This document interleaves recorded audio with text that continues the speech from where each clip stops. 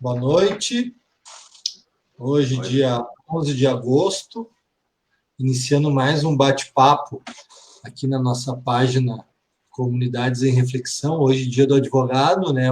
Vou vender, de início, já vou vender meu peixe aqui também, né? Mas, acima de tudo, hoje é mais um dia de bate-papo, né? Na nossa página aqui, que tem como, digamos, motivo de existência a gente trazer para cá todos aqueles assuntos que têm absoluta relevância para os nossos territórios, né? Que, de uma maneira ou de outra, ou estão na agenda dos nossos territórios, ou precisam cada vez mais estarem presentes, né, nas nossas comunidades, nas nossas periferias, né? Então, hoje a gente tem o prazer, né, de ter aqui dois militantes, né, de uma temática tão importante, e a gente vai se debruçar sobre ela hoje, a gente vai conversar sobre ela hoje. Então, a gente convidou para falar sobre a economia solidária, a Lisbeth, que é artesã, militante dessa pauta, né? Já me deram as melhores referências possíveis na militância. Obrigada. Então, é um grande prazer, Lisbeth, te receber aqui na nossa página Comunidades em Reflexão. Da mesma forma, o Douglas, né? Militante dessa pauta, também educador social. Então, quer dizer, está submerso nessa nossa realidade, está submerso naquele Brasil da maioria e não no Brasil da minoria, né? Então, é muito legal ter dois militantes aqui da economia solidária para falar um pouco, né? Dialogar, eu aprender muito com vocês hoje sobre essa pauta que ainda não é tão presente nos nossos territórios, né? E justamente por isso nos coloca um desafio de cada vez mais a gente se aprofundar, aprender com quem está envolvido com essa pauta, né? Porque realmente a gente sabe da relevância que é para o território, cada vez mais a gente se apropriar do que é a economia solidária, né, de todo esse mundo, né, que orbita em volta desse tema. Então, queria já agradecer a participação das pessoas que estão entrando, né, pedir para compartilhar, se possível, né, que daí possibilita que mais pessoas possam nos acompanhar nessa conversa hoje, muito importante sobre esse assunto, né? E já vou passar de imediato aqui já para os nossos convidados para fazer, né, se apresentar ali, fazer um resumo do seu trabalho, e depois a gente já bota a bola no meio de campo e já vamos para a pauta já, né? Então eu passo para vocês aí para fazer uma introdução aí, meus convidados, e desde já agradeço por terem aceito o convite.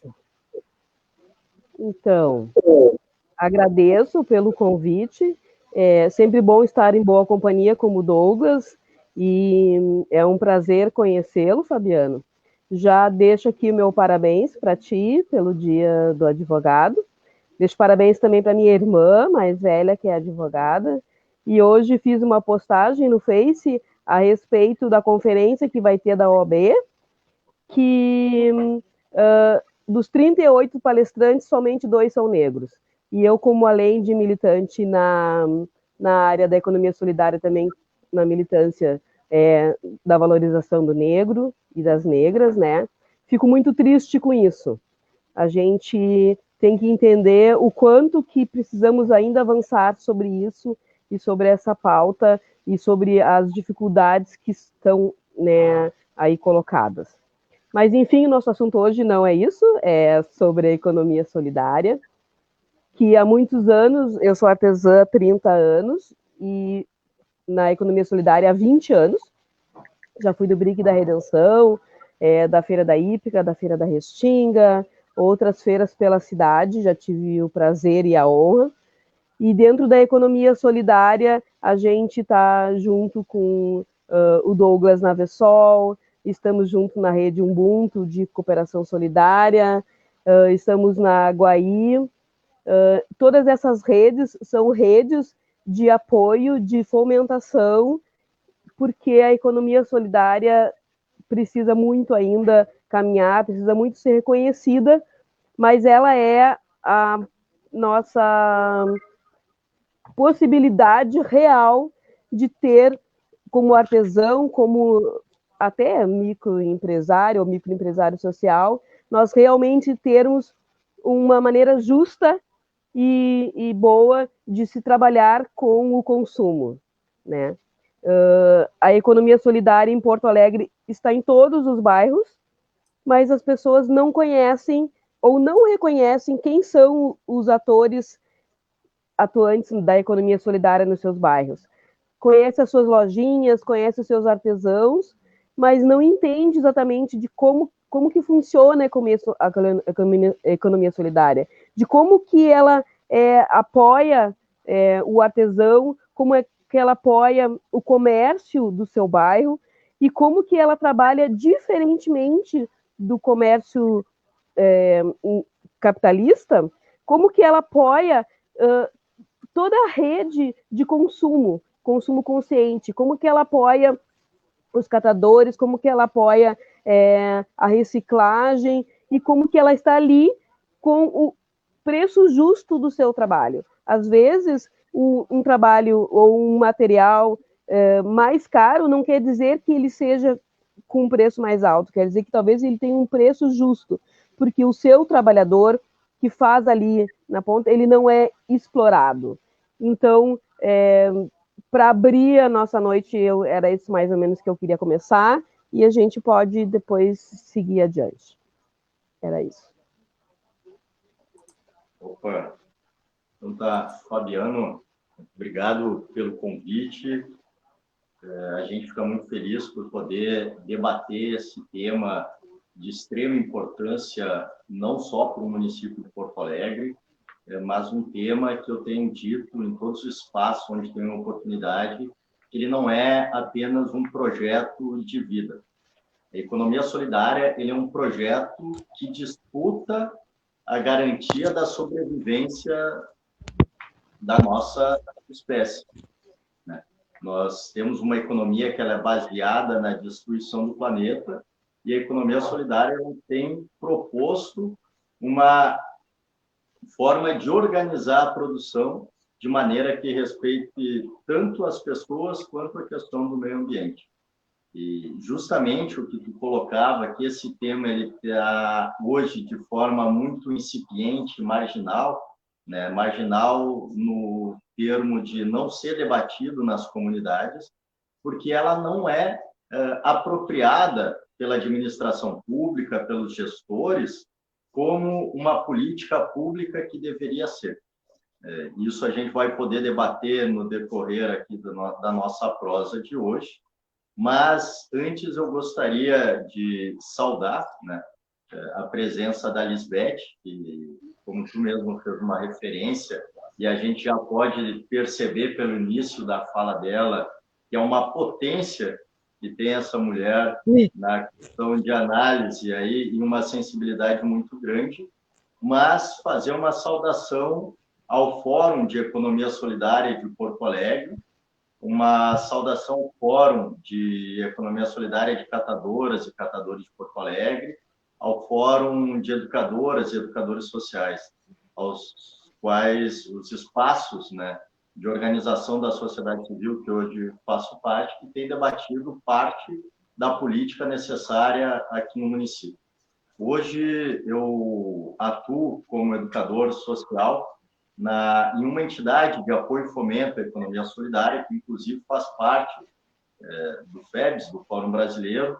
Ajudamos a construir essa política tanto a nível nacional quanto a nível estadual pelo Fórum Gaúcho, e faz parte também do Fórum Municipal aqui, e inclusive, contar aí no começo da live, algo que para mim é uma satisfação, Fabiano.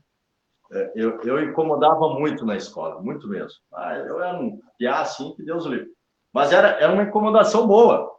Inclusive, eu tenho uma recordação que eu cheguei em sala de aula com um pedaço do... Fala. Não, eu também. Somos dois, então. Eu tenho uma recordação que eu cheguei com um pedaço do relógio dos 500 anos, né? Aquele ali da frente da RBS. E a minha diretora de escola era a Vera Bortolini, que hoje a gente milita junto e ela é uma das coordenadoras do Fórum Municipal de Economia Solidária. Então, a gente vai poder fazer essa prosa aqui mais adiante. Isso, Liz. Que legal. Isso.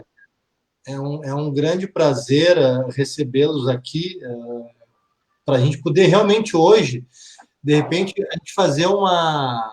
Eu estou vendo que hoje vai ser mais uma bela aula e que eu vou aprender um monte de coisa aqui, né? E isso é uma das coisas que eu mais gosto e realmente me entusiasma muito, é poder aprender com os nossos convidados. Hoje um tema de tamanha relevância, poder ter uma verdadeira aula aqui de dois militantes desse tema, né? Então, antes de nós entrarmos necessariamente na nossa conversa sobre economia solidária, eu queria agradecer aqui a participação, né, pessoas que estão sempre conosco, nos acompanhando, lideranças comunitárias, moradores de comunidades, né, estudantes da universidade, municipários também. Aqui é bacana, aqui acaba sendo...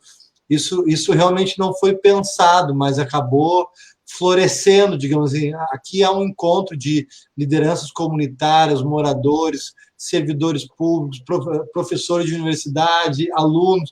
A gente acaba juntando, sabe, um mundo que a gente acha e defende cada vez seja mais próximo mesmo, esse mundo da academia, o mundo das periferias, né, o mundo dos servidores públicos, a gente possa cada vez mais estar junto e caminhando de mãos dadas mesmo, porque esses setores da sociedade jamais podem se afastar ou viver afastados, porque é tudo que o sistema quer, né? Então, queria mandar um abraço para o Luciano Cardoso, liderança da Grande Cruzeiro, faz parte na direção de uma grande instituição da Mavitron no território, a Fátima Almeida também, moradora de comunidades aqui de Porto Alegre, muito legal, Ana Paula, aluna da URGS, Efraim, dentista lá do Postão da Cruzeiro também, companheiro de luta, está na linha de frente aí no nosso SUS. Mandar um abraço para o Guilherme também, né? A Daniela entrando aqui, as pessoas que já se manifestando aqui, eu já renovo o convite para compartilharem, né, para que mais pessoas possam nos acompanhar. Bueno, antes disso, eu queria dar um dado aqui que eu não queria dar, né?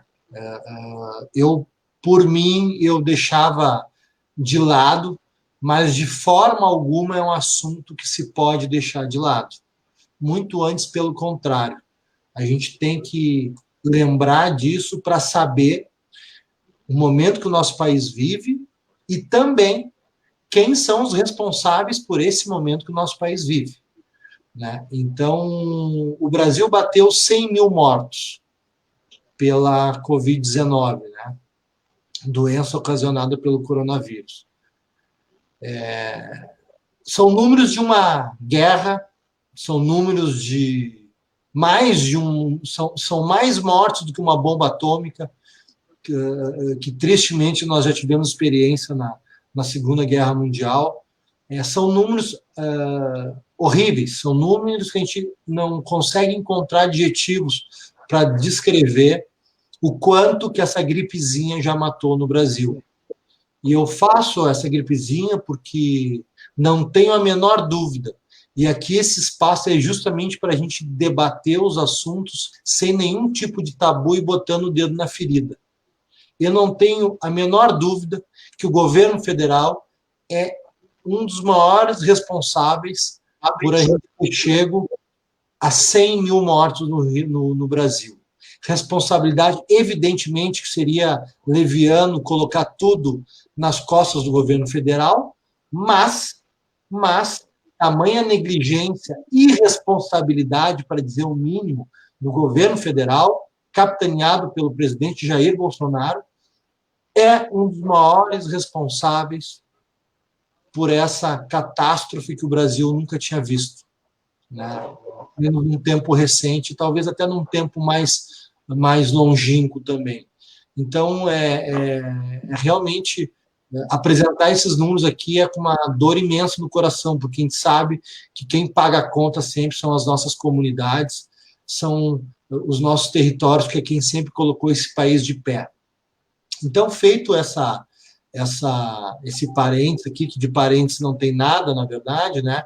Nós já podemos até depois falar e quero ver se é possível fazer alguma relação com o tempo presente, com esse cenário que a gente está vivendo em relação à economia solidária também, né? Linkar esses assuntos. E aí eu queria pedir, fazer uma gentileza, já passando a bola para os nossos convidados, para a gente fazer uma fala bem conceitual, digamos, inicial. E eu me coloco nessa posição para ouvir mesmo, para a gente, vocês nos trazer as informações, quando é que começou a ideia da economia solidária, o que é a economia solidária mesmo, né, para a gente poder aqui, nós, os nossos companheiros e companheiras que estão nos acompanhando, das comunidades também, que assim como eu, conhece pouco, né, já faço aqui uma meia-culpa, deveria conhecer muito mais sobre esse tema, e agora é a nossa oportunidade de a gente conhecer um pouco mais, né? Então, eu queria passar a bola para vocês fazerem uma retrospectiva histórica, se for possível, claro, né, de como que surgiu a ideia da economia solidária, o que ela é e qual é a relevância dela para as nossas comunidades. Vocês já deram alguns pitacos, mas agora, se a gente puder voltar um pouquinho, né, e pensar como é que começou isso no país, enfim, em Porto Alegre. Douglas, deixo contigo, que é educador social. Vai saber falar bem essa parte. Boa, beleza. Não, então tá. Fabiano, eu ia, no início ali, também eu deixei para fazer uma saudação a quem a gente, na economia solidária, e não só na economia solidária, mas os movimentos sociais tiveram a lástima, né, de perder um dos melhores, que estava sobre o manto dos filhos do Coração Imaculado de Maria, né? Dom Pedro Casaldáliga. Dia 8 aí nós perdemos. E por que eu faço... Eu já tinha pensado em fazer a menção ao Dom Pedro Casaldáliga, senão o pessoal vai pensar aí que eu estou fazendo ao outro. Então, porque... Primeiro, não tem como a gente falar de economia solidária sem falar de política. É desassociável, é desassociável. E, além de ser desassociável, não educa. Primeiro ponto, não educa o povo não falar de política. A economia solidária, ela disputa um projeto de sociedade. Ponto, é isso. E ela disputa na questão objetiva, que é a questão das relações do trabalho, que ela apresenta uma outra forma de produção de uma maneira justa, que não agrida nem o meio ambiente, nem o indivíduo. As pessoas muito me perguntam, eu trabalho há mais de 15 anos ajudando grupos de pessoas a gerarem renda a partir do trabalho colaborativo. A primeira coisa que as pessoas perguntam é: Douglas, como eu posso fazer para ganhar dinheiro? E aí a gente, num processo de formação, ressignifica esse termo para a questão do bem-estar. O ganhar dinheiro realmente te faz feliz? Ou aquilo é uma questão subjetiva que é colocado para ti como felicidade de poder consumir e adquirir algum produto? Então, isso é política, isso é um projeto de sociedade que tem que ser disputado palmo a palmo, porque entra dentro de uma questão subjetiva. É claro que a gente, e de um projeto político que coloca hoje sobretudo as pessoas numa desestruturação da vida, perdendo aonde o capital tem gerado centenas de milhares de pessoas à margem da sociedade, numa pobreza extrema nessa pandemia, onde eles começam a perder, a demitir as pessoas sem garantia de serviço, né?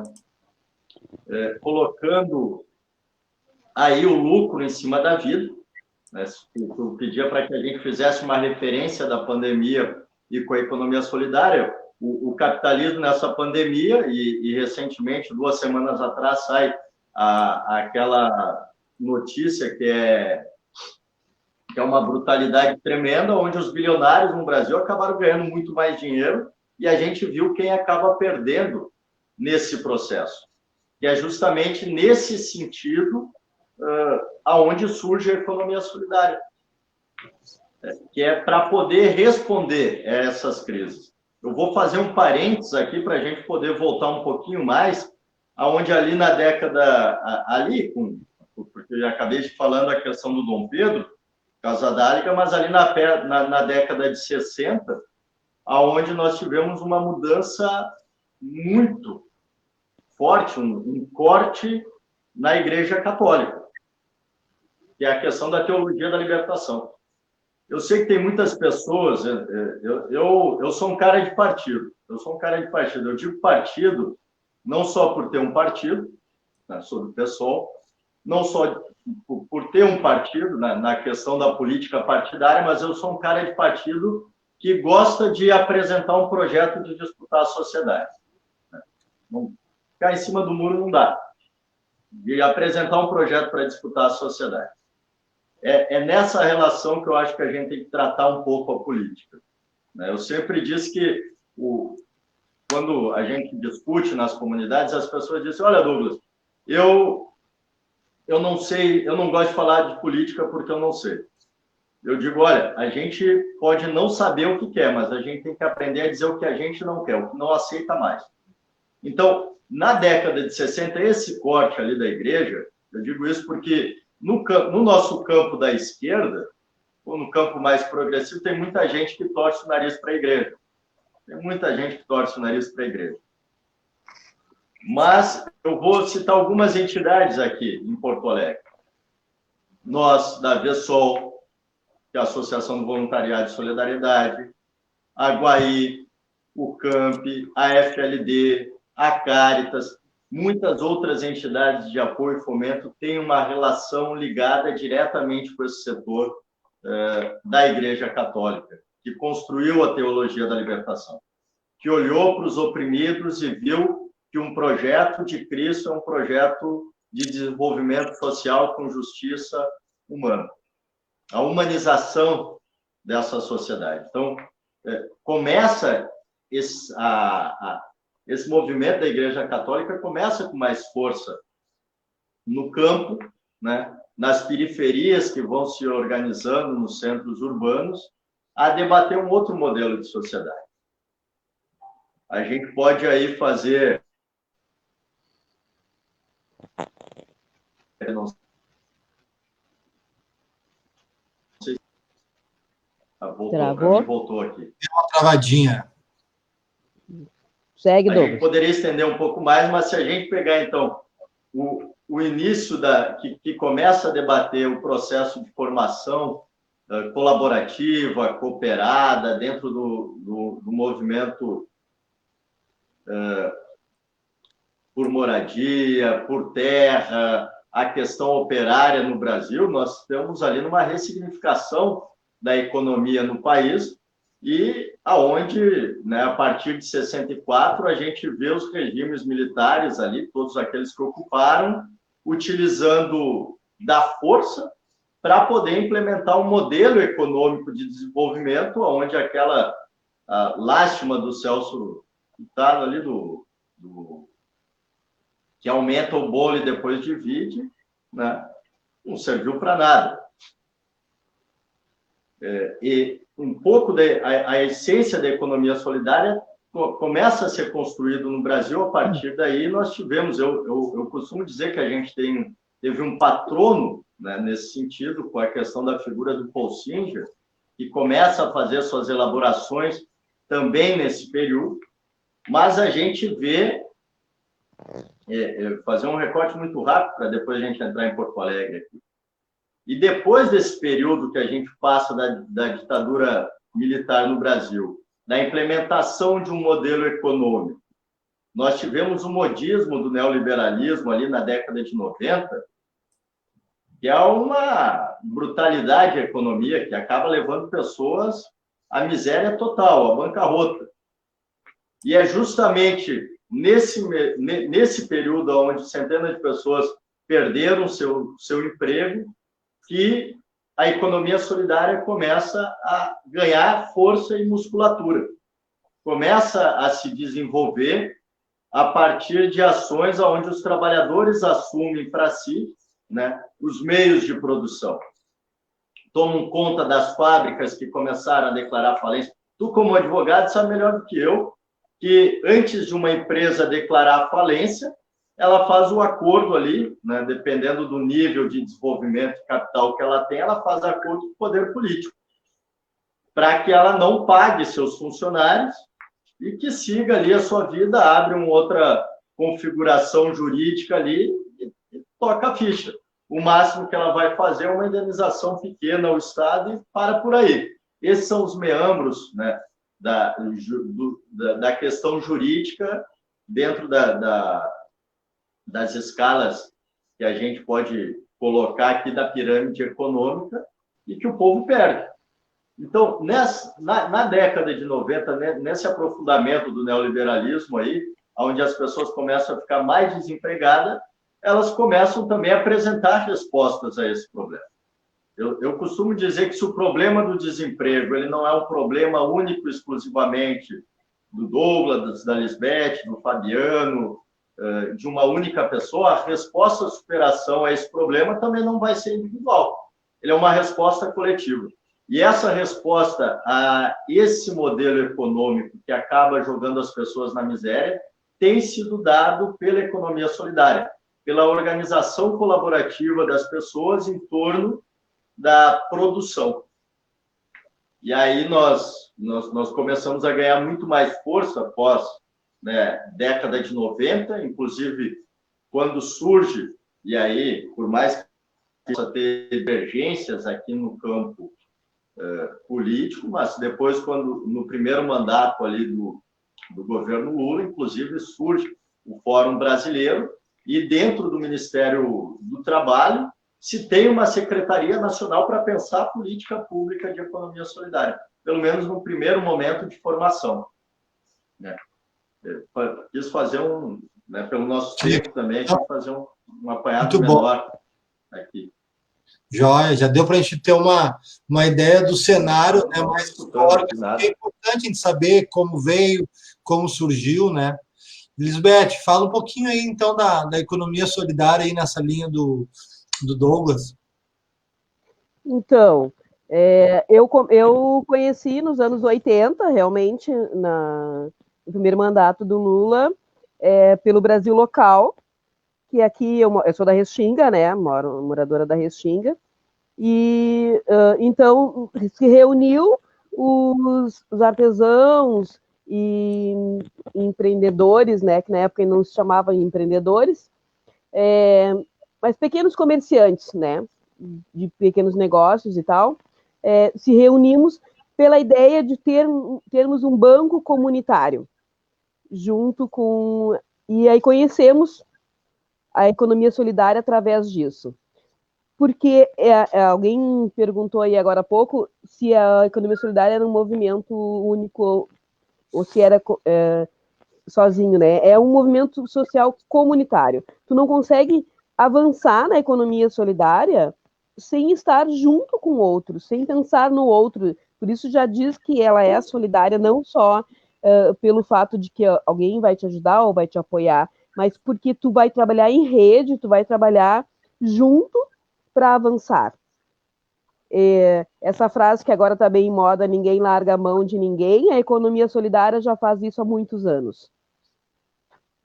De que maneira que se pode trabalhar, de que se pode avançar, de que se pode lucrar, de que se pode vencer sem estar junto com o outro, não é aceitável dentro da economia solidária. Então, na Restinga a gente eu conheci a economia solidária, conheci o Fórum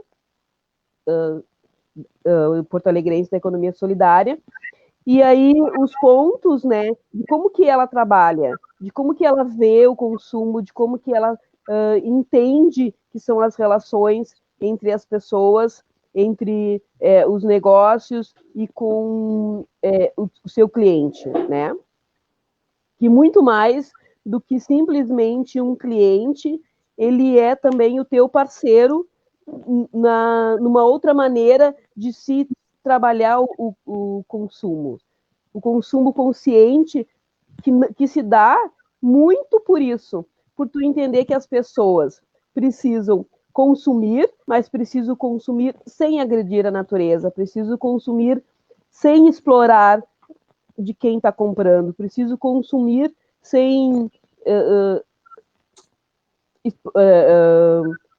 sem ser mais um do que o outro, né? Então, a economia solidária é isso. Eu sou uma pessoa de palavras simples, de palavras comum, e acho que as pessoas entendem, às vezes, melhor do que palavras bonitas de dicionário e de oratória, né? Que gostam de falar bastante. Mas eu entendo que quando tu fala da tua maneira, o que tu entende, tu consegue chegar nas pessoas, e tu consegue chegar na periferia, e a periferia tem que entender isso.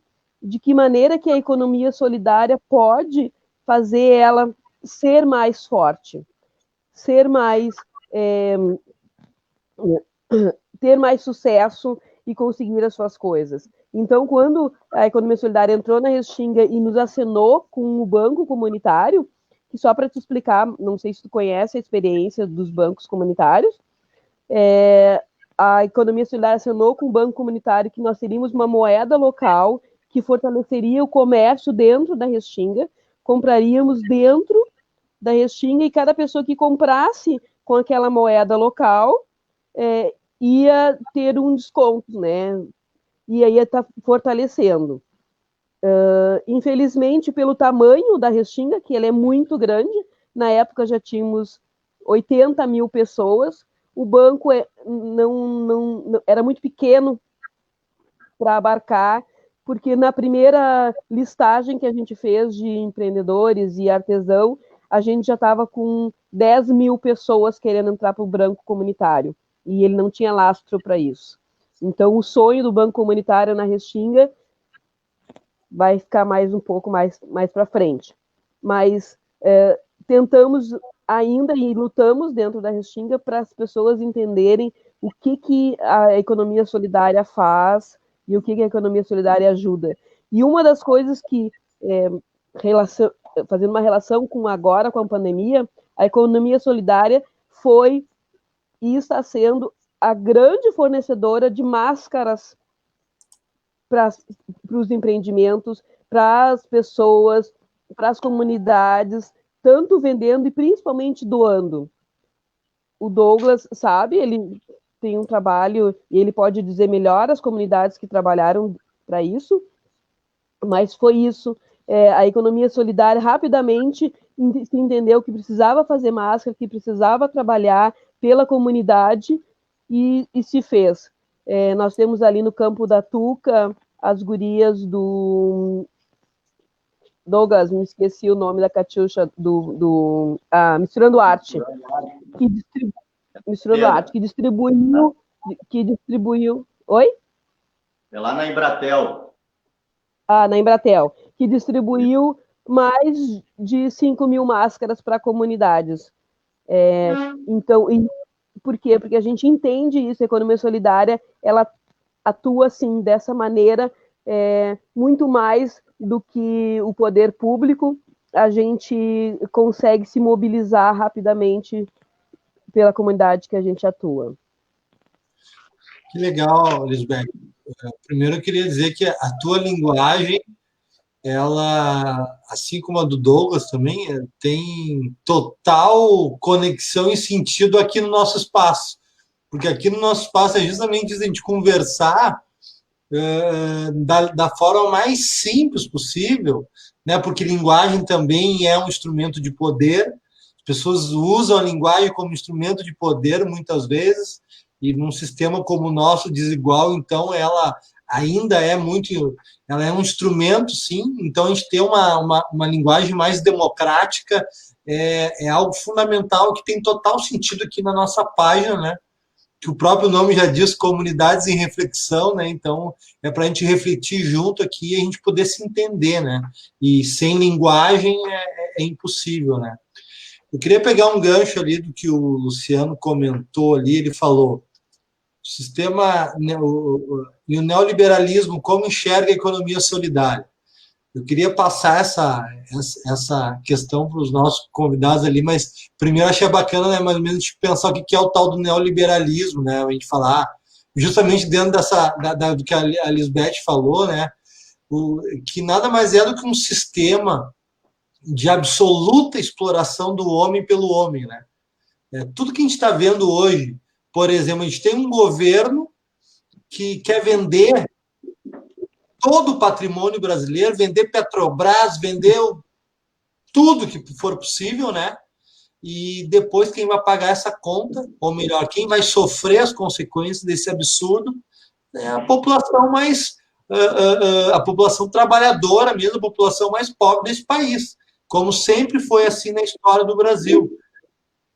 Todo esse sistema que pega o funcionário e trabalha e enxerga ele como um objeto, enxerga ele como qualquer coisa menos do que um ser humano, né? E por isso tenta explorar, pagar cada vez salário mais baixo, fazer cada vez mais carga horária opressiva mesmo, às custas de saúde do trabalhador, às custas de saúde mental do trabalhador, né? Esses são elementos essenciais e que fundamentam o que é esse tal neoliberalismo, que é muito pior do que o liberalismo lá de trás, mas, enfim, falando do nosso quintal aqui, que é o Brasil, né?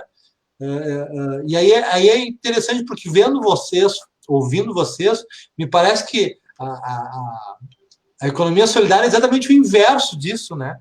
Coloca o trabalhador na ponta do processo como ele dono da sua força de trabalho. E ele determinando como vai ser a sua autorremuneração, digamos assim, e não dentro desse sistema que explora diuturnamente, né, todos os dias os trabalhadores, e agora mais do que nunca numa pandemia em que o Estado deveria proteger essa classe trabalhadora, na verdade aprova a cada dia as chamadas reformas, né, que nada mais é do que tirar direito de aposentado, tirar direito de quem vai se aposentar, tirar direito de trabalhador. Então, como é que vocês enxergam essa relação desse sistema que a gente vive aí? Ou como é que eles devem enxergar, para pegar a pergunta do companheiro, como é que eles devem enxergar a economia solidária? Tá. Deixa eu tentar procurar um termo aqui. Bom, como alguém na Idade Média que foge do demônio. Mais ou menos por aí. Alguém na Idade Média que foge do demônio. Agora, se a pergunta fosse como a maioria dos políticos vê a economia solidária, eu ia dizer que é aquele cara que tem uma faca gravado no olho e está preocupado com cisco. Mais ou menos dessa forma. Hoje, se qualquer um de nós aqui sair na rua, perguntar para os seus vizinhos o que eles acham da corrupção, todas as respostas vão ser parecidas. Primeiro, vão falar que o país é corrupto e é assim mesmo. Não vai mudar. Outro, que não gostam de falar de política porque política é corrupção. Exato. Estão corretos, corretíssimos. A forma como a política está estruturada, organizada, é justamente para que ela possa ser um modelo aonde pessoas lucrem com serviços que a população precisa.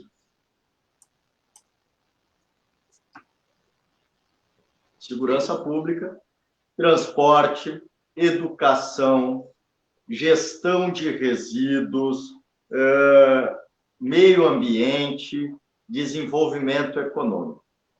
Né? Hoje, se tu me perguntares, Fabiano, qual é a maior carência que nós temos no campo da esquerda, eu vou dizer, sem sombra de dúvida e sem medo de errar, que a maior carência que tem é um projeto político que apresente para a sociedade capaz de superar este modelo. Não tem, nós iniciamos aqui a live, eu dizia, nós não temos como desassociar a política da economia solidária. E quando eu digo que o campo progressivo, que debate as necessidades de poder ampliar as ferramentas de participação popular, ou o campo mais da esquerda, tem uma dificuldade de apresentar um projeto de sociedade. A gente pode ver como está se organizando os processos eleitorais agora deste ano. Simples. O porquê que eu coloco isso? Justo, não é porque o Douglas ou a Lisbeth milita na economia solidária, porque o Fabiano é um dirigente social que luta, né, pelo desenvolvimento das comunidades, enfim, que são empobrecidas por essa política. Não. Há uma carência nesse projeto de sociedade, porque a forma como hoje está organizada é justamente para ter uma relação promíscua de projeto eleitoral, onde as pessoas ganham a partir desse serviço. Aí, se eu fazer esse bate-papo aí, seja na farmácia, banca de revista, seja na roda de chimarrão, agora não por causa da pandemia, ou na padaria, né? Os caras vão dizer, tá, beleza.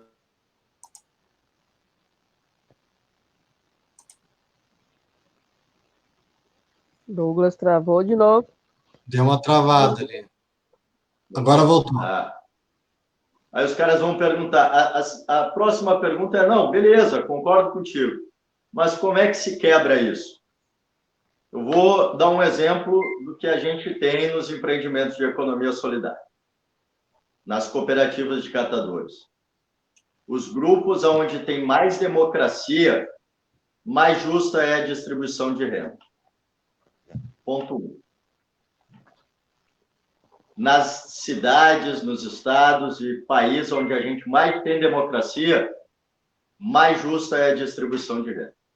A estrutura política precisa ter uma radicalização da democracia.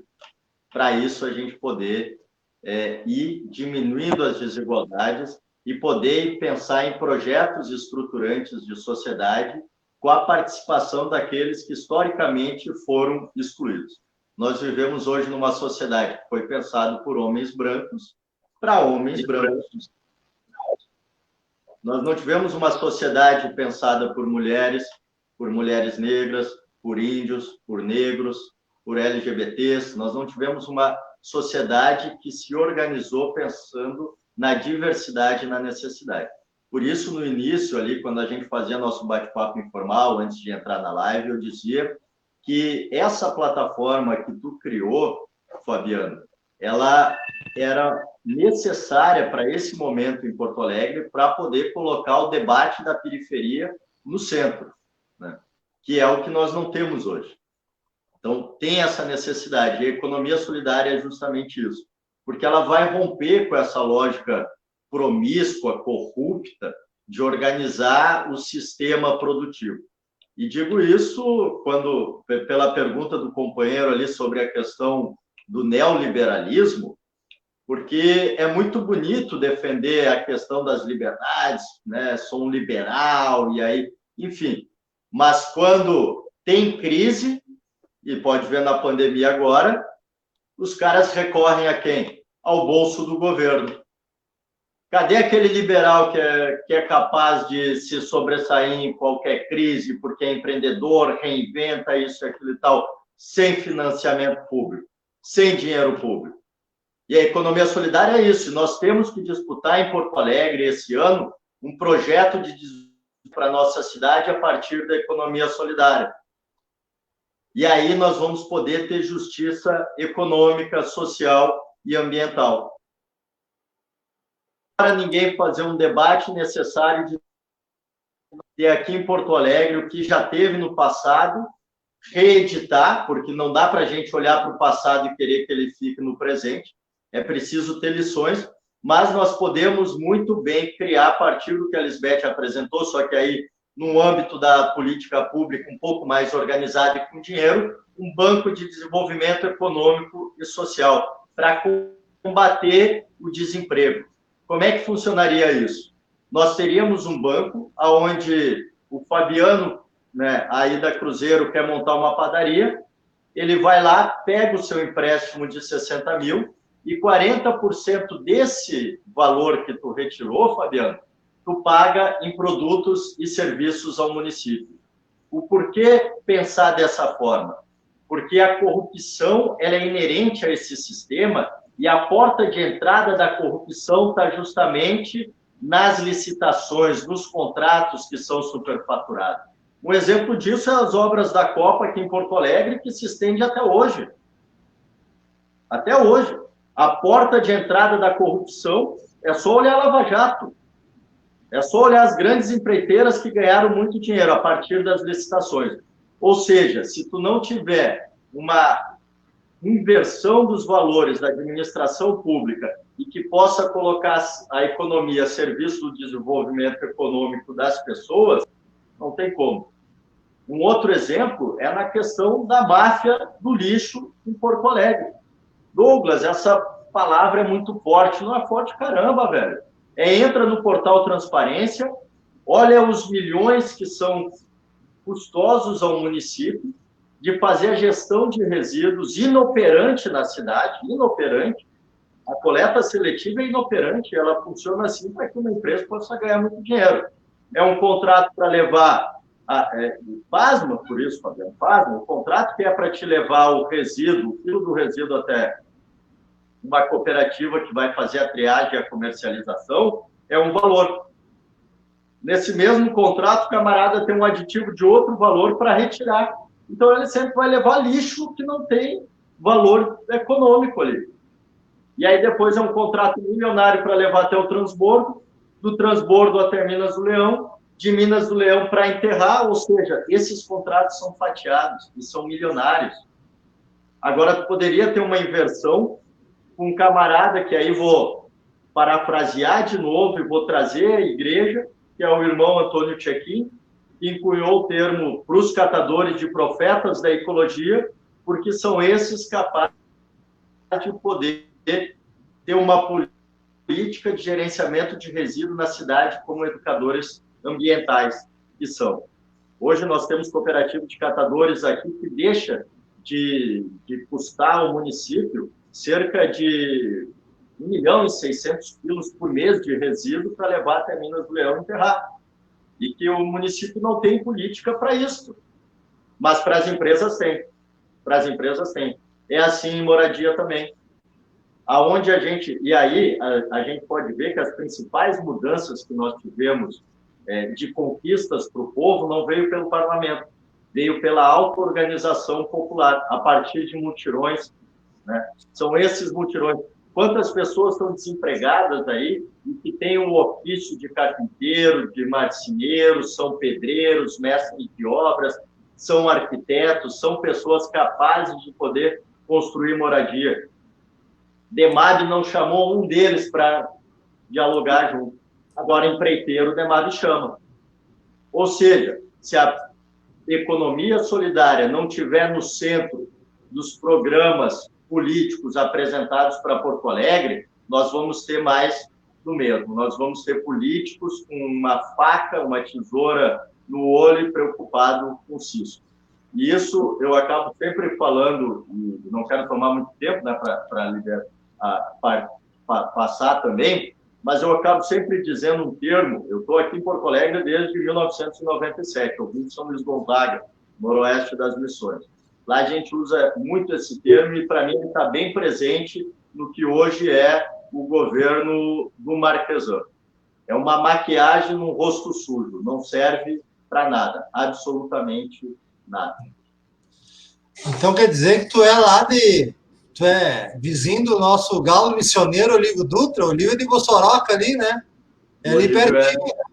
É de Bossoroca, ele... tem uma turma, sabe que as missões lá é terra também de artistas, as missões contribuem muito para a cultura do Rio Grande do Sul, né? Noel Guarani, Jaime Caetano, né? Pedro Senador Hortaça. Pinheiro Machado. Isso. Pedro Hortaça era meu vizinho. Olha aí, Pedro Hortaça era meu vizinho. Morei do lado da casa dele lá. interessante, Passava. né?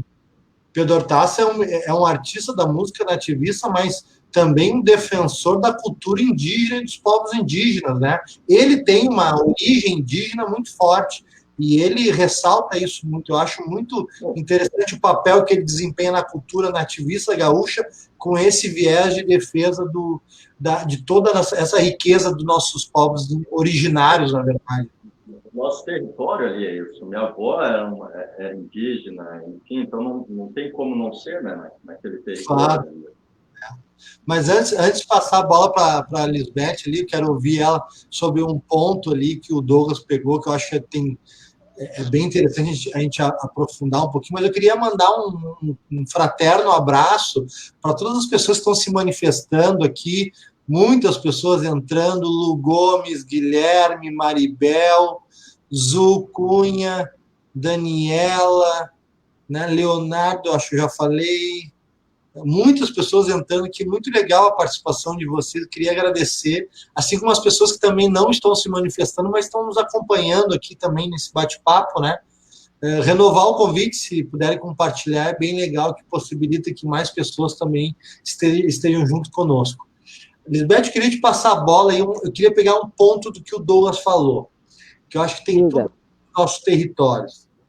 Tudo que ele falou, habitação, coleta de lixo, né? Tudo passa pela mão do trabalhador, que é os moradores das nossas comunidades, né? Tudo orbita em volta do trabalhador, tudo orbita em volta das comunidades, ou seja, quem bota esse país de pé, se o Brasil ainda é uma das 10 maiores economias do mundo, se ainda é um gigante do ponto de vista econômico, é por conta da sua classe trabalhadora, que é quem mora nas periferias. Então, pensar, eu acho que a economia solidária ela pode ser um grande instrumento também, digamos, de emancipação dos nossos territórios, do ponto de vista da luta política, como o Douglas falou e tu mencionaste antes, né? Porque realmente aqui é um espaço para a gente falar mesmo, em esquerda, direita, em partidos, mas sempre com viés construtivo, até na hora de fazer uma crítica, com uma postura, acima de tudo, crítica, no sentido de poder avançar, né, para um país um pouco mais igualitário e que respeite mais as nossas comunidades, que é quem, né, faz essa economia funcionar. Então, acho que isso é muito bacana, né, da gente pensar numa mudança, mas com o protagonismo das nossas comunidades, né? A Restinga, eu sou suspeito de falar, meu pai mora na Restinga, tenho familiares lá, antes da pandemia, jogava bola todo fim de semana lá, espero voltar o mais breve possível a esses tempos, mas eu não consigo imaginar a gente tocar nas estruturas desse país sem o protagonismo das nossas comunidades, sem eles tocar à frente. E aí é uma coisa que a esquerda tem cada vez mais pensar, que não tem que pensar em política pública para as comunidades. Está errado esse raciocínio.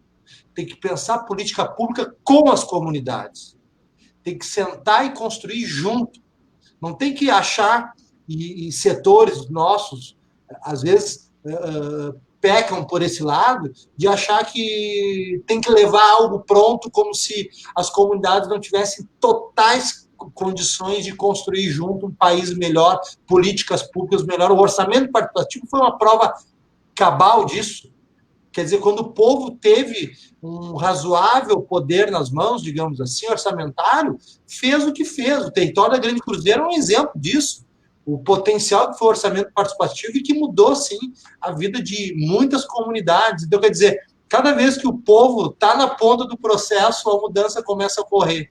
E eu queria te ouvir um pouco, Lisbeth, como é que tu enxerga esse protagonismo das periferias? Então, a palavra que tu descreveu e que eu estava pensando aqui enquanto o Douglas estava falando é bem isso, economia solidária é igualitária. E ela não existe sem política porque ela ensina a pensar a política, que está em todas as coisas em que a gente vive, o que a gente faz, o que a gente precisa, e a periferia é a que mais precisa pensar a política e como que a economia solidária tem esse viés político. todos os movimentos de esquerda têm o pensamento mais igualitário, e por isso a economia solidária se anda junto com eles, né? Mas realmente, se tu ficar pensando que a economia solidária vai resolver tudo sem pensar na política, então tu não está realmente trabalhando com a economia solidária. A economia solidária pensa a política e ensina a pessoa a ver como a política é importante e de que maneira que tu ser agente, cada pessoa ser agente da política no seu meio, na sua casa, na sua rua, no seu bairro. E nesse ponto, todo aquele que pensa isso, que entende que é com o bairro, com a periferia, que tu vai construir e que tu vai fazer a política certa para aquele local ou para aquela comunidade, é só assim que vai funcionar. O Douglas, eu já conheço ele, ele está de parabéns, porque ele pensa assim, e que bom que eu estou te conhecendo e que tu pensa assim também, que tu entende isso. E é por isso que as coisas não dão certo e que nós estamos como estamos no Brasil hoje em dia, porque a política está sendo feita de cima para baixo, sem sequer pensar em nós, o povo que está aqui na ponta e sofrendo por isso. Um ponto que o Douglas não falou e que a gente está sofrendo muito, que é a saúde, o desmonte da saúde. Eu faço parte do conselho aqui da Restinga, do conselho da clínica local, porque olha o que foi feito com o IMESF, olha o que estamos sofrendo sem trabalhadores nessa época de pandemia. Sofremos mais porque a política feita pelo nosso presidente aí simplesmente arrasou com ela, o Marquesan e o Leite seguindo junto no mesmo esquema de arrasar com a saúde comunitária. Então, realmente, precisamos entender isso, que a política e a economia solidária é igualitária e que tem que ser pensada por nós. E uma coisa que as pessoas olham a economia solidária e pensam que é só artesão que trabalha com economia solidária. Mas nós temos muita gente nessa cadeia. Temos o pessoal dos catadores, o pessoal da reciclagem, temos muita gente da alimentação e da comida, e temos muito o pessoal da cultura na economia solidária, e aos poucos vamos avançando pelas categorias e mostrando para eles que a economia solidária é para todos, e com ela a gente consegue ter uma maneira melhor de se pensar. Eu gosto sempre de dar exemplos práticos, né, de como a economia solidária, de como que a gente pode estar atuando junto, né, e modificando e trabalhando. Eu fiz parte também do conselho que trouxe o IFE, o Instituto Federal aqui da Restinga, e quando nós pensamos em trazer em quais os cursos que iam estar dentro do IFE, a gente sempre pensou em como que poderíamos trabalhar junto com a economia solidária dentro do IFE, como poderíamos ensinar os nossos jovens a diferença que a economia solidária faz. E o IFE aqui tem esse viés, trabalha junto, nós temos feiras junto dentro da economia solidária, muitos dos cursos têm esse viés por dentro e eles entendem e eles estudam a economia solidária, porque a economia solidária faz a diferença para te pensar nessa cadeia toda de produtor e de consumidor e de igualdade e de direito. Temos que pensar no direito de todos. O direito de todos tem que ser igualitário. Então, quando tu pensa que a economia solidária está em todos esses movimentos, e que passa, agora há pouco vocês estavam falando sobre a cultura, e que passa pela cultura, que tem um grande gancho para mudar o pensamento das pessoas, está aí o hip hop, está aí as mulheres que trabalham dentro da economia solidária para mostrar pela cultura, pela arte, pelas abaiomis, como que é isso, como que se vive esse direito igualitário.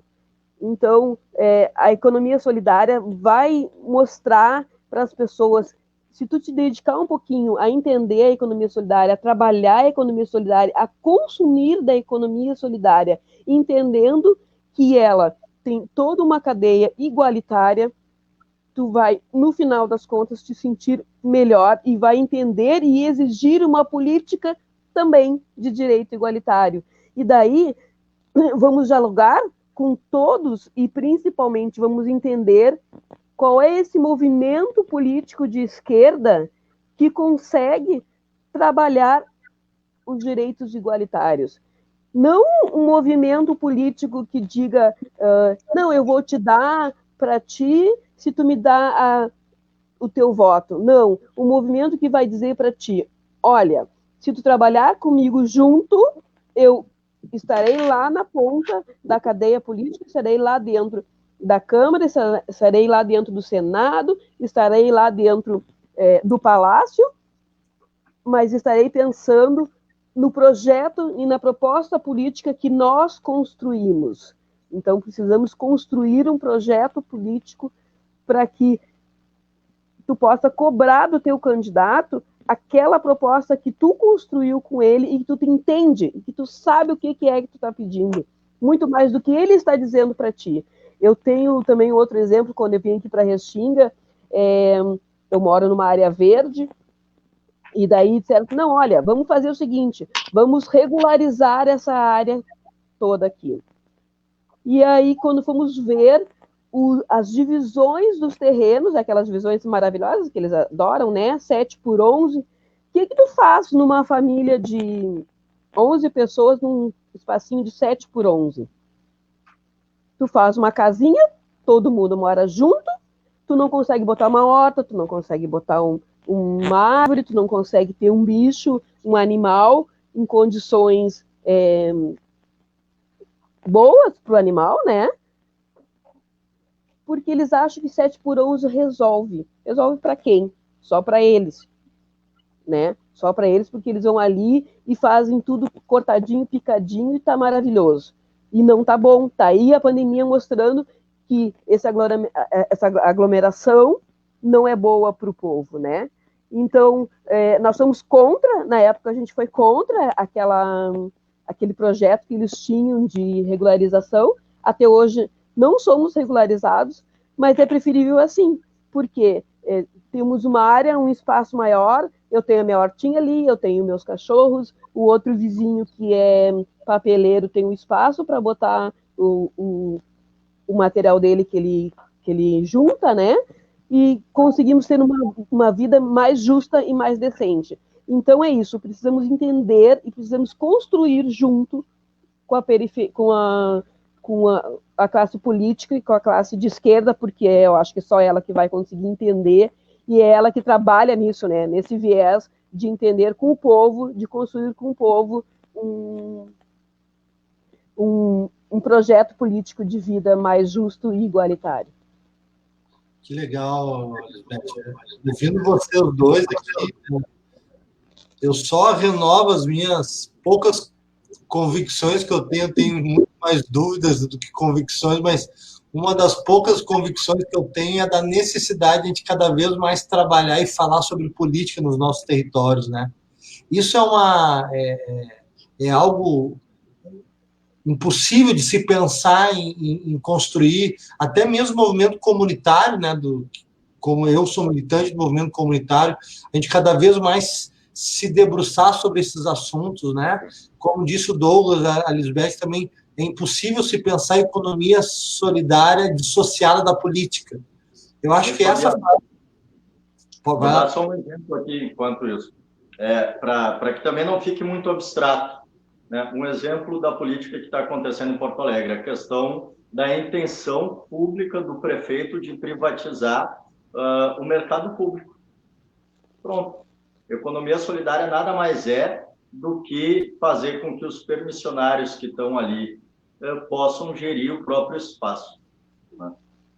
Marquesan exato. Marquesan, só encerrar assim, Marquesan é um exemplo daquele político que cria os próprios problemas para depois querer vender soluções e ganhar em cima disso.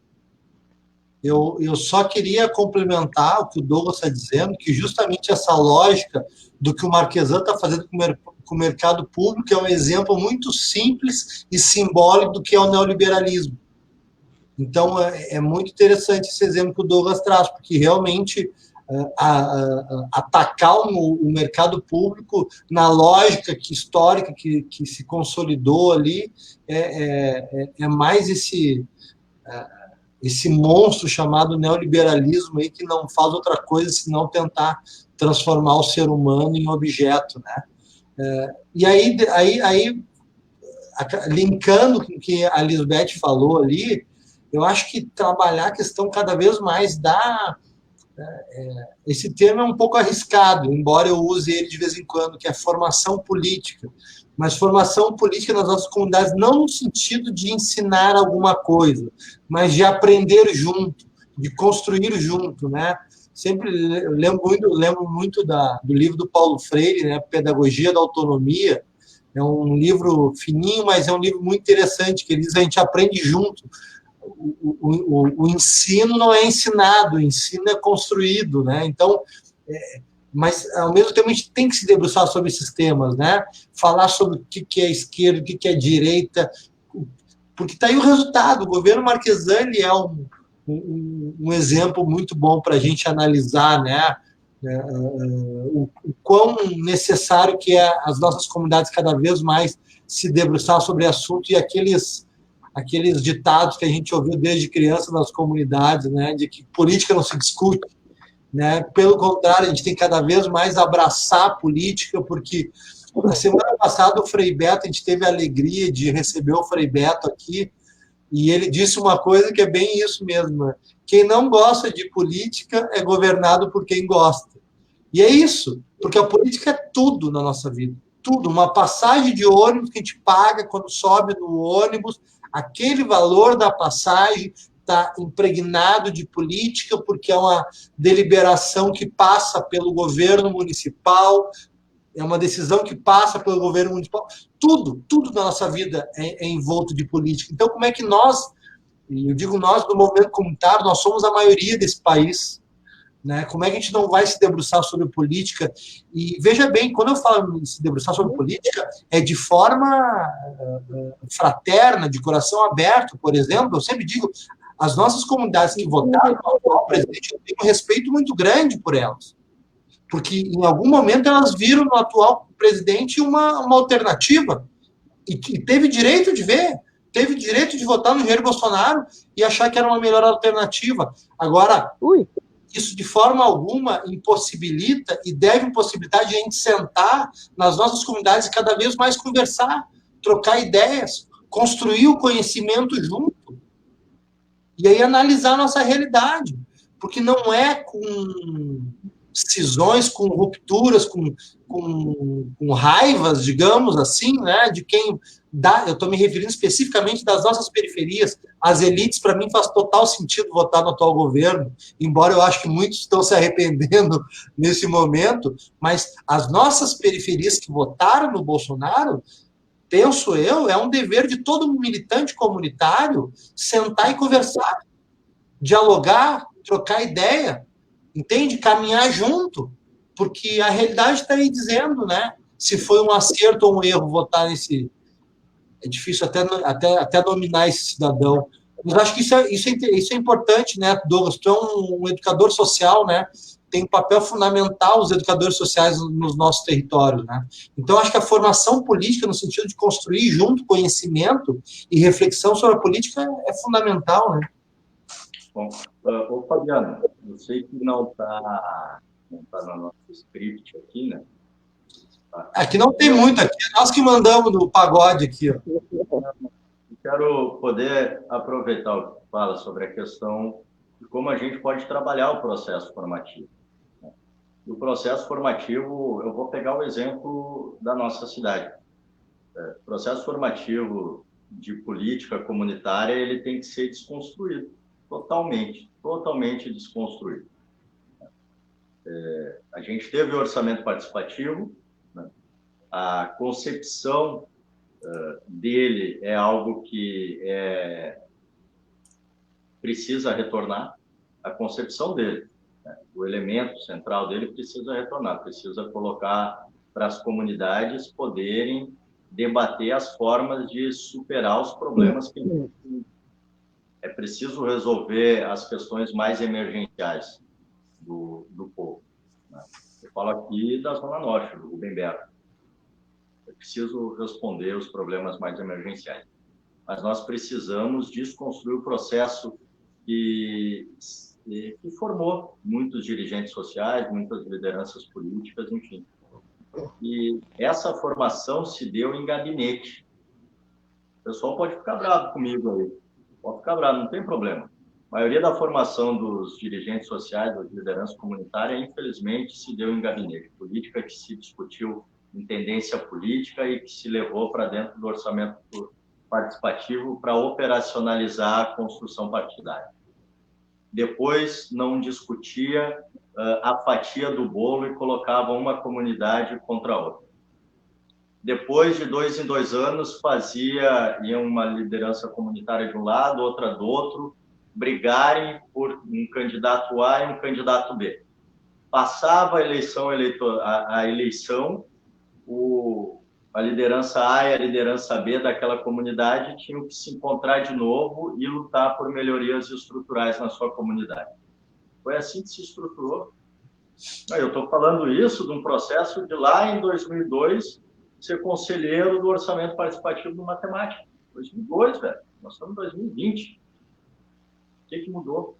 As lideranças que eram os dirigentes sociais daquela época seguem os mesmos. Não se renovou. Nas comunidades parece que isso se perpetuou. E aceitaram, por incrível que pareça, ainda muitos aceitaram, porque tinham suas relações muito próximas com partidos, né, transformar o que era o papel do representante comunitário de uma associação em estafeta da prefeitura. Pegar documento da casa A, da casa X, levar no DEMAI, levar numa secretaria aqui ou outra embaixo do braço, ir num gabinete de vereador, pedir uma cópia de xerox para poder fazer, e esqueceu a luta comunitária de enfrentamento. Entende? Se a gente não radicalizar na democracia em Porto Alegre, não criar instrumento de decisão, não tem saída. É preciso radicalizar na democracia nesse processo.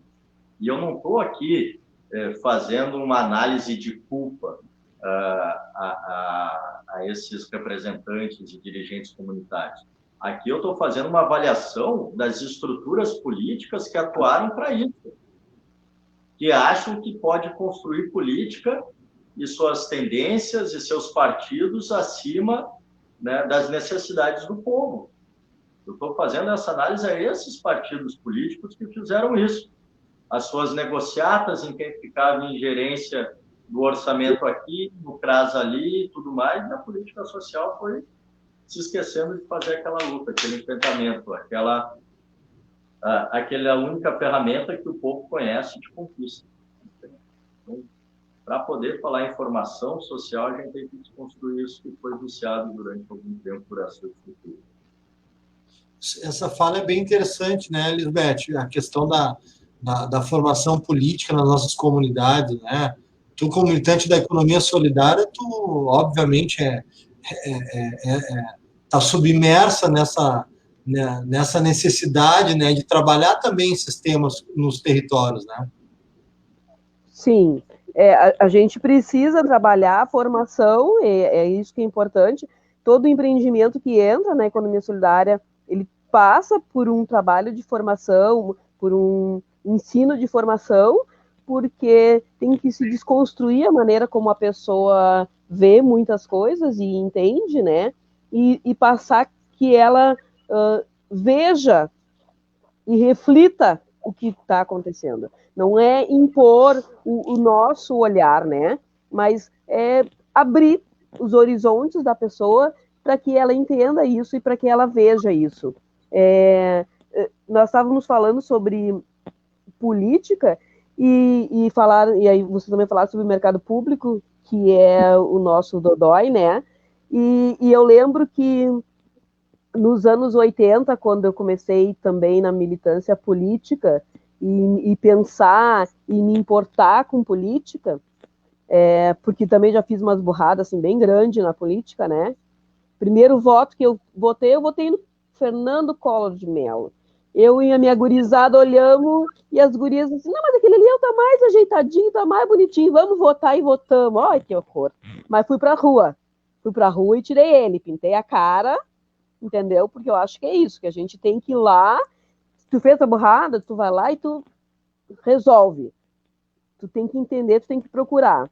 E daí nos anos 80, voltando aos anos 80, quando nós começamos nas casas de matriz africana, e eles diziam assim, ó, não vamos se meter com política, porque eles não estão se metendo com a gente. E achavam que estava tudo certo, que não iam nunca meter a mão.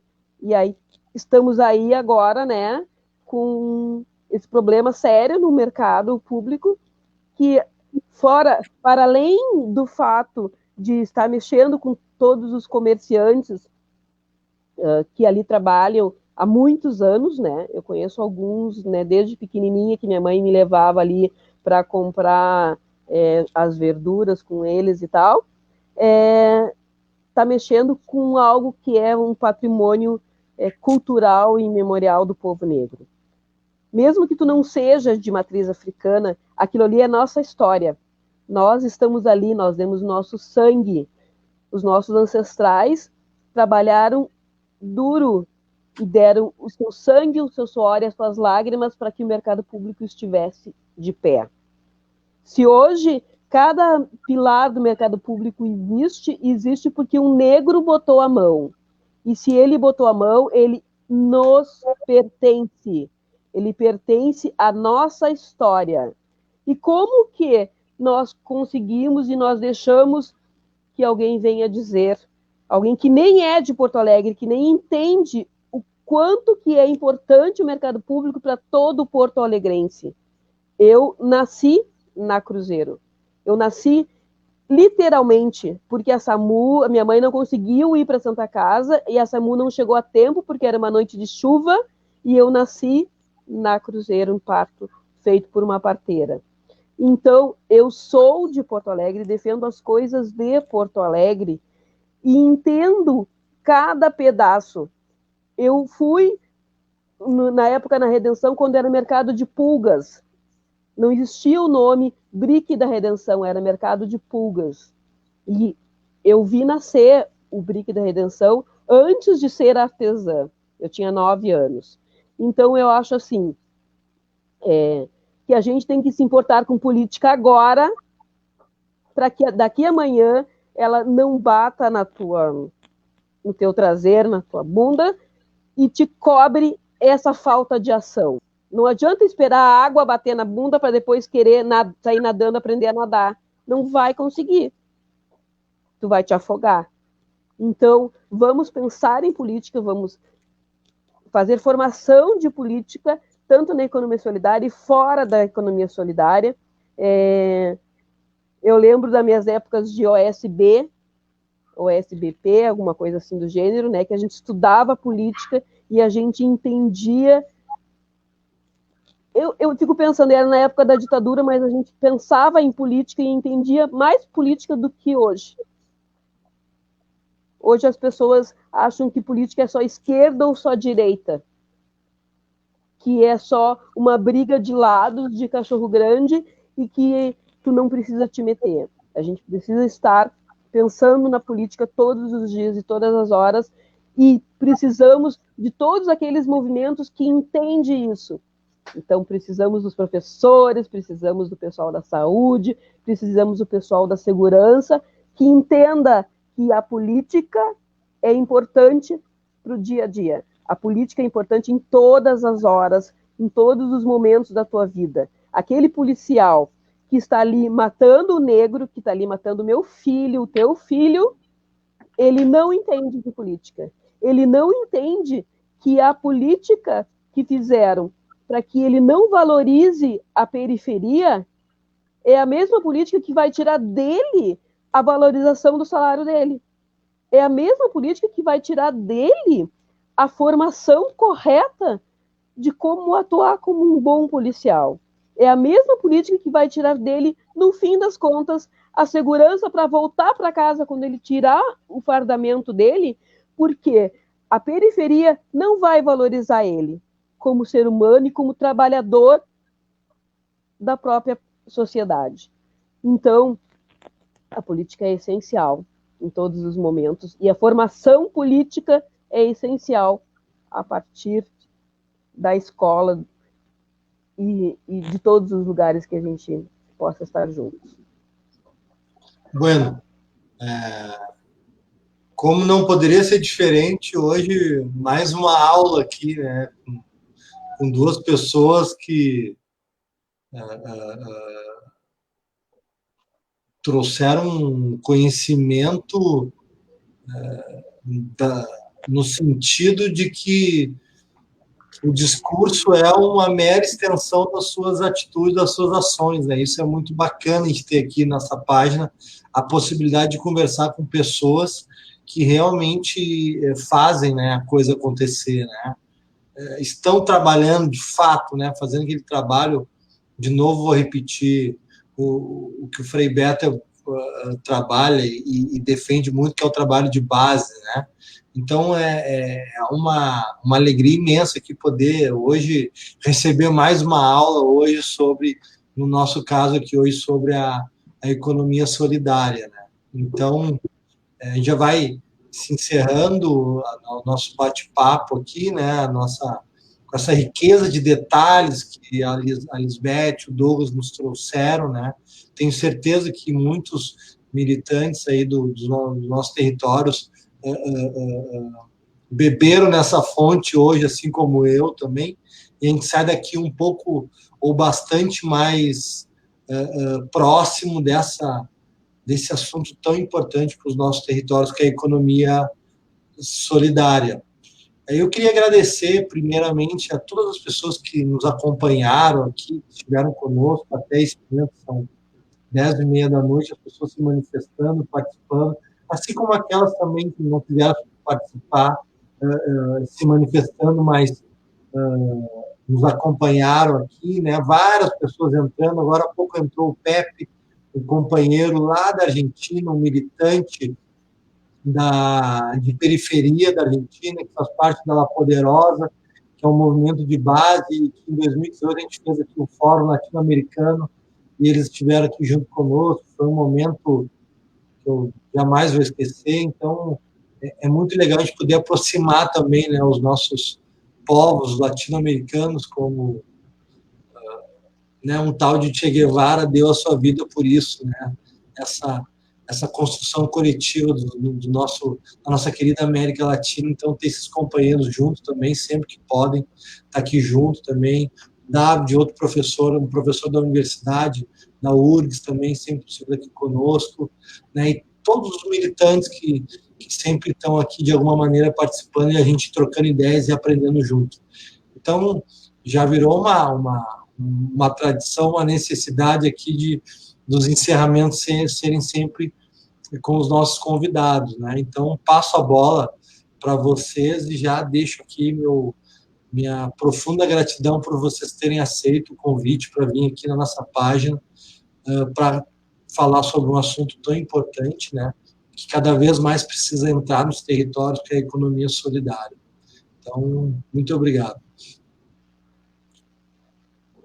Isso.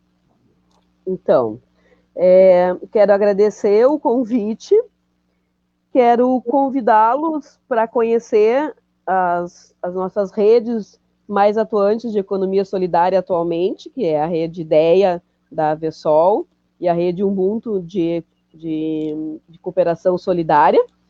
Vão lá no Face, dar uma olhadinha e nos apoiar em todos os momentos.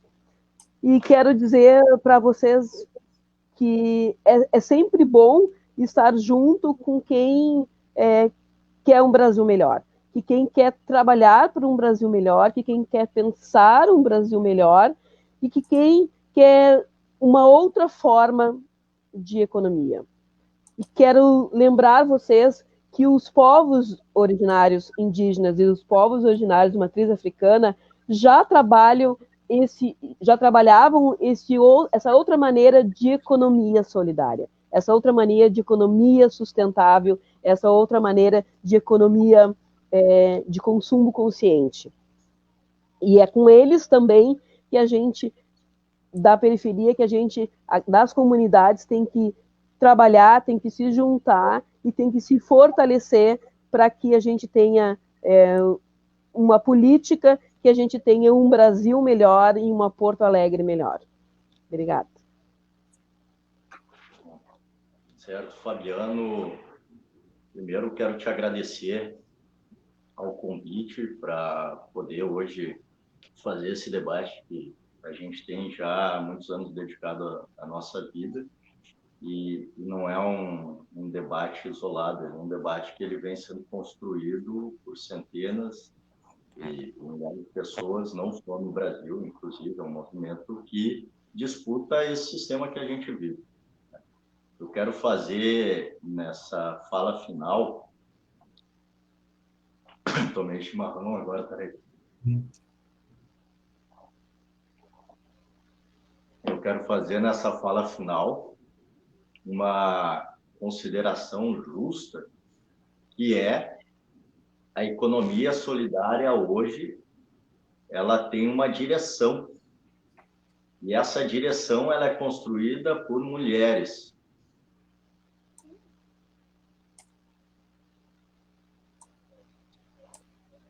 Voltou aqui? Voltou. Eu dizia que esse movimento ele tem direção e ele é construído, e essa direção é construída em sua maioria por mulheres. A maioria dos empreendimentos de economia solidária são dirigidos, construídos, pensados e organizados por mulheres. Então, é sim uma economia inclusiva, é uma economia feminista, é uma economia combativa.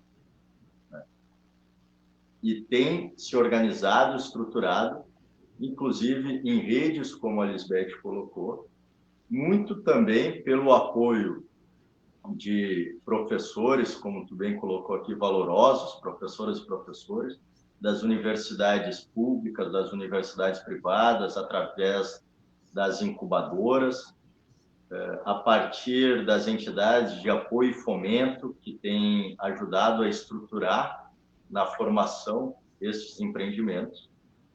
Então, a economia solidária ela está surgindo. Eu tenho lido bastante alguns artigos que têm sido produzidos na academia, pela economia criativa, pela economia circular, enfim. Eu costumo dizer que são arranjos do sistema que a gente vive e propõem para as pessoas ganharem dinheiro a partir do trabalho das outras pessoas. A economia solidária não é isso, é o que a gente debateu aqui. E ela não pensa só no processo produtivo, a gente tem que pensar numa cadeia. É preciso pensar a economia de uma forma estrutural, a partir de uma cadeia. Quero finalizar trazendo o exemplo do que é a Justa Trama, que hoje produz num processo de cadeia, a partir do plantio do algodão ecológico, a partir da produção do tecido, e aí vai para as cooperativas de costura. Hoje nós temos aqui em Porto Alegre, inclusive, a Univense, onde tem uma companheira que dedica a sua vida também a isso, que é a Nelsa, enfim. E eu vi que na live, inclusive, tem outra companheira aqui, que é a Maribel, as duas estiveram junto no governo do Estado, enquanto o Tarso era governador, construindo a política pública de economia solidária, junto com muitos outros companheiros, enfim. E acho que é isso aí, nós temos que pensar, enfim, como reorganizar a economia. Como reorganizar a economia. Não tem como reorganizar a economia sem disputar o Estado. Não tem. O Estado hoje ele organiza e financia para isso. Aí o exemplo do que está sendo na pandemia. É preciso a gente seguir forte nessa luta, convicto, E com certeza, né, e aí são poucas certezas que a gente pode ter na vida, mas com certeza eu coloco que esse modelo que a gente vive hoje, ele é um modelo que ele vai ser superado e está sendo construído para ser superado. É isso. Valeu. Quem quiser seguir no debate, eu vou estar ali no direct do Instagram, no Facebook, no WhatsApp, só chamar que a gente toca a ficha aí. Valeu.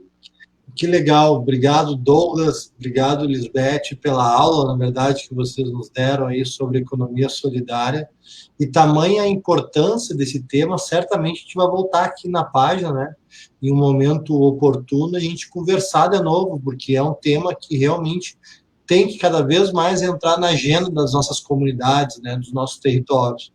Então, fica aqui mais uma vez o nosso agradecimento a todas as pessoas que participaram e aos nossos queridos convidados aqui. Até uma próxima. Diga. Tanto que eu falei que a economia solidária é dirigida por mulheres, agora vendo aqui também, a supervisão administrativa da entidade a qual faço parte também é dirigida por uma mulher, que é a Daniela Pimentel, uma pessoa muito combatente na economia solidária. Que bacana. Quanto mais nós tivemos as mulheres na vanguarda, como disse aqui o querido Pepe, eu acho que a gente vai, sem dúvida nenhuma, a gente vai estar no caminho certo para se pensar num país um pouco melhor, né?